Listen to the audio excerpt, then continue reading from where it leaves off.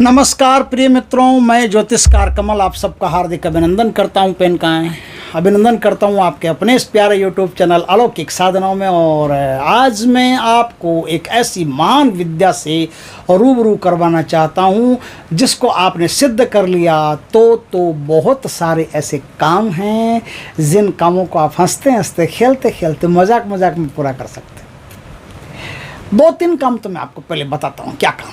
एक तो आपने सुना होगा कहीं जमीन से सोना निकला गुरुजी, हाथ लगाया कोयले बन गए। जमीन से सोना निकला गुरुजी, हाथ लगाया पित्तल बन गए।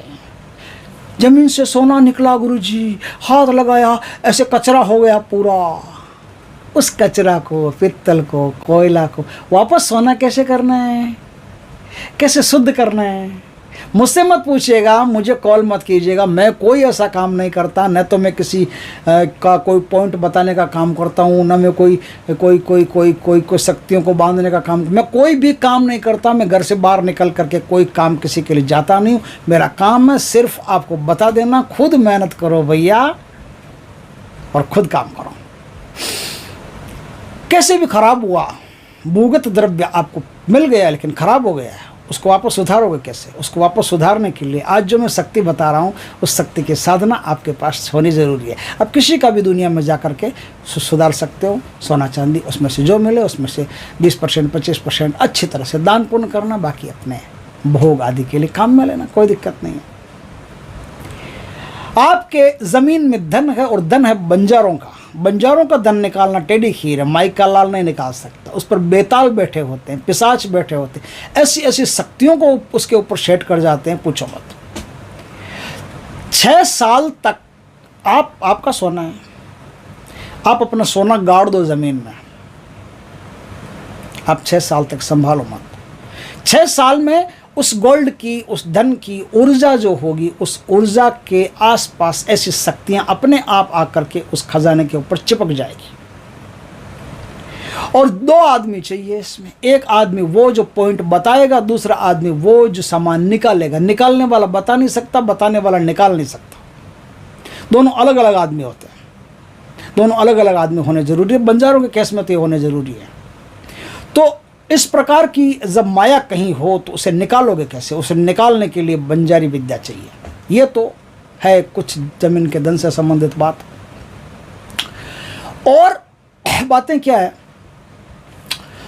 ऐसी कई प्रकार की विद्याएं, कई प्रकार की तामसिक काली विद्याएं, ब्लैक मैजिक्स, ऐसी शक्तियां हैं जिसको हासिल करके मारण, मोहन, उच्चाटन, आकर्षण, वशीकरण, विदेशण कुछ भी किया जा सकता। कुछ भी ऐसी शक्तियां प्राप्त होती है जब आप बंजारी विद्या को सिद्ध कर लेते हो। जब आप ये शक्ति, आप बंजारी विद्या की मैंने एस्ट्रो कमल पर एक साधना दी है पहले, आज अलौकिक साधना पर दूसरी तरह की साधना दे रहा हूँ।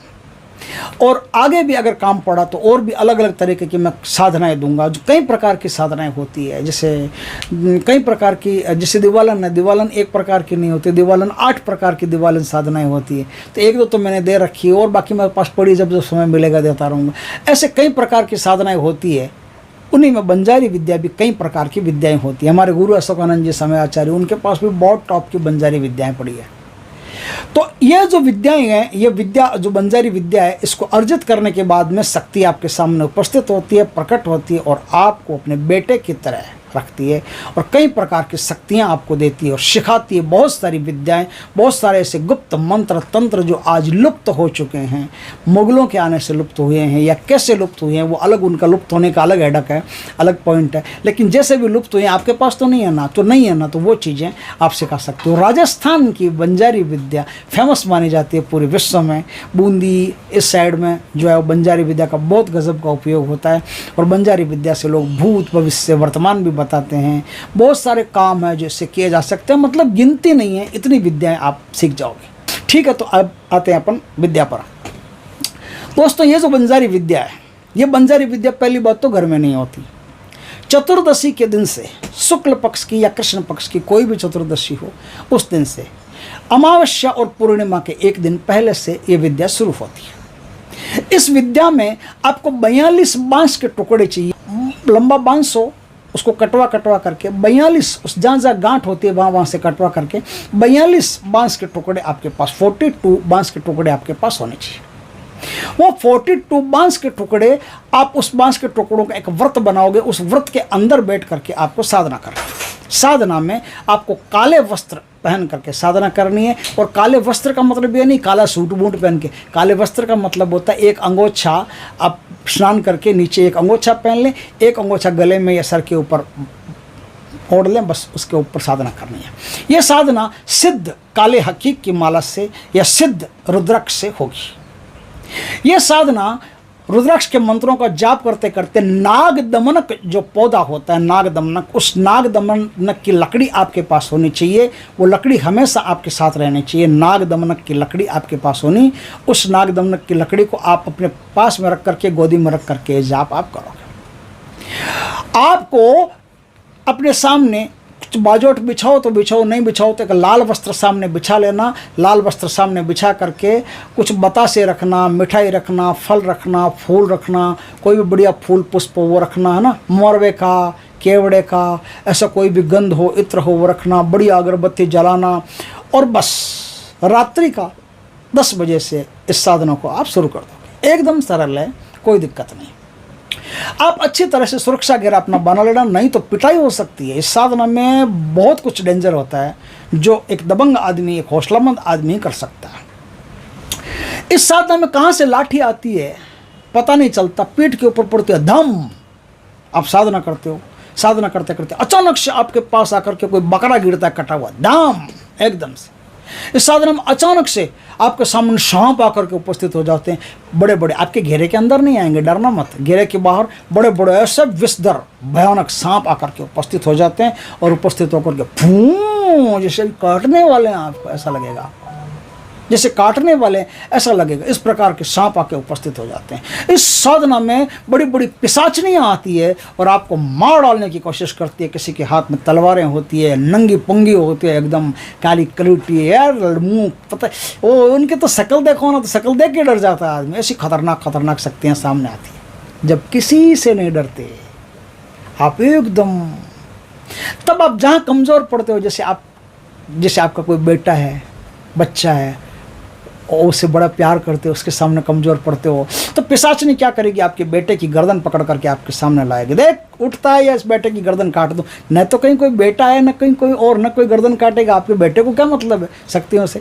आपको डराने के लिए जहाँ आप कमज़ोर पड़ते हो ना, वहाँ से आपके हैमरिंग करेगी, वहाँ से चोट करेगी आप पर, है ना।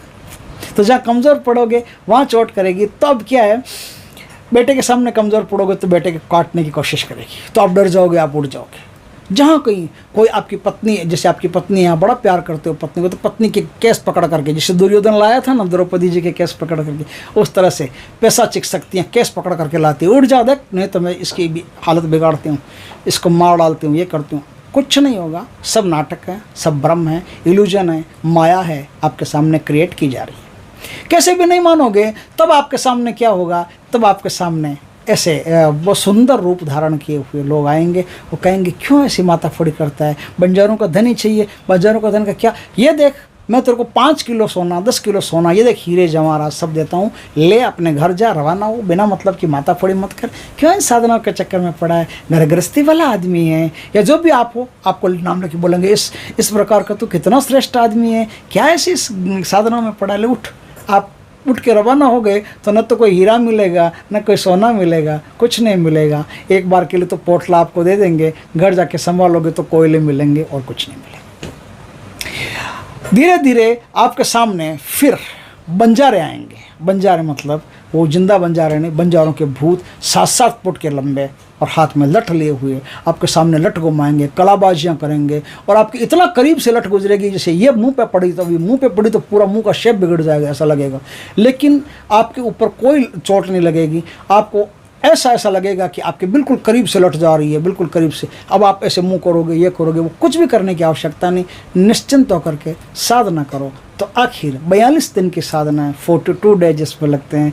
42वें दिन आपको एक दिव्य सुंदरी झूले पर झूलती हुई आपको दिखाई देगी। झूले पर झूलती हुई दिखाई देगी तो वो आपके सामने जिस समय आएगी उस समय कहेगी बेटा क्यों बुलाया मुझे, तो कहेंगे कि माँ आपके दर्शन करने हैं, आपसे आशीर्वाद प्राप्त करना है और आपसे बहुत सारी चीज़ें सीखनी है, माँ मुझ पर कृपा करो, आप जैसी माँ बंजारी माँ।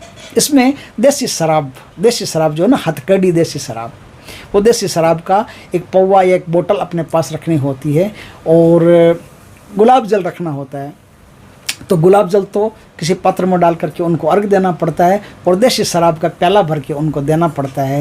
वो प्याला को पी करके बड़ी प्रसन्न होती है और आपको वरदान देती है कि बेटा आज से मैं तुम्हारे साथ रहूँगी और आज से मैं तुमको दिव्य विद्याएं, अद्भुत तंत्र मंत्र सिखाऊंगी जिससे तू अपना और देश दुनिया का भला कर सकता है। इस प्रकार से माँ आपको आशीर्वाद देगी, आशीर्वाद दे करके तंत्र मंत्र सिखाएगी। इस मंत्र के कम से कम 800 से 900 तक या 1000 तक जाप आपको करने होते हैं। सामने थोड़ी अग्नि जला लेना, अग्नि जला करके बीच बीच में आहूतियाँ देते रहना। आहूतियों का मतलब यह नहीं कि स्वाहा ऐसे करके वो 108 आहूति, बीच बीच में अग्नि जला लेना। अग्नि सामने होनी जरूरी है। आपने आगे भोग रख दिया, पास में कहीं भी अग्नि रख लीजिए और अग्नि में जैसे गुग्गल, लोबान, इनकी बढ़िया बढ़िया धूप हो, नारियल के टुकड़े हो, है ना, ऐसे ऐसे थोड़ा घी हो, ऐसे बीच बीच में डालते रहिएगा और मंत्र का जाप करते रहिएगा। बस इस प्रकार से आप 800, 900 या 1000 जाप या 1100 आप जितना कर सकते हो उतना कर लेना। यहाँ तो श्रद्धा ज़्यादा काम आती है। आप 2 घंटे 3 घंटे आराम से बैठ करके आराम से साधना को करते रहना। रात 10-11 बजे से आप बैठ जाना। इसमें कोई ऐसा नियम तो है नहीं कि इतने बजे बैठना, इतने जाप करने।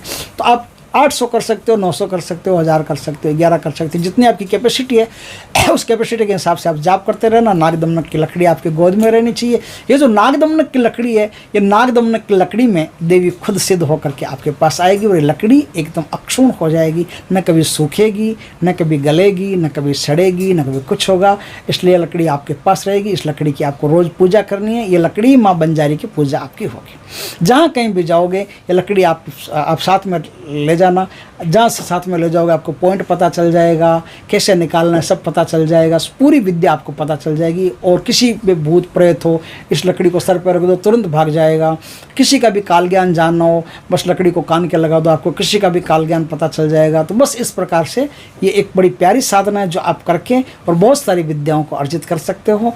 अब मैं इसका प्यार से मंत्र बताता हूँ जो गुरु से दीक्षित होकर के आपको प्राप्त करना होता है, क्योंकि मेरे बताने से कुछ नहीं होता। सीधा गुरु से दीक्षित होकर के इसका जाप करोगे तो ही आपको लाभ होगा।